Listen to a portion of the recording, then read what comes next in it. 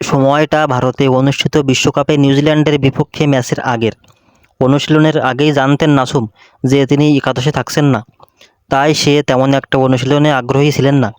কিন্তু হাতুড়ু তো কাউকে অনুশীলনের সময় ছাড় দেন না, হোক সে একাদশে থাকুক বা না থাকুক, অনুশীলন বাধ্যতামূলক। নাসুমকে টেইলেন্ডারের ব্যাটিংয়ের জন্য তৈরি হতে বলেন হেড কোচ, কিন্তু নাসুম জানতেন যে সে একাদশে থাকছেন না, তাই সে ব্যাটিংয়ে নামতে চাচ্ছিল না। কিন্তু হেড কোচ তো হেড কোচ, সে নাসুমের থেকে ব্যাটিং অনুশীলন আদায় করে নেয়, যার কারণে রাগের মাথায় নাসুম অনুশীলন শেষে হেড কোচকে ইঙ্গিত করে লোকাল ভাষায় কিছু কড়া মন্তব্য করে বসে। কিন্তু খেয়াল করেননি যে হেড কোচ তার পিছনেই আছেন। আবার হেড কোচের সাথে থাকা একজন হাতুড়িকে এটার অর্থ নাকি বুঝিয়ে দেন হাতুড়ি তাকে জিজ্ঞাসা করেন বলে। সাথে সাথে কোনো প্রতিক্রিয়া না দেখালেও ধারণা করা যায় হাতুড়ু হোটেলে গিয়ে নাসুমকে কিছু কড়া মন্তব্য করেন, যার ফলে দুজনের মধ্যে কিছু তর্ক বিতর্ক এর জন্ম নেয়। যদিও খেলোয়াড়দের জন্য বিষয়টা বেশি দূর গোড়ায়নি।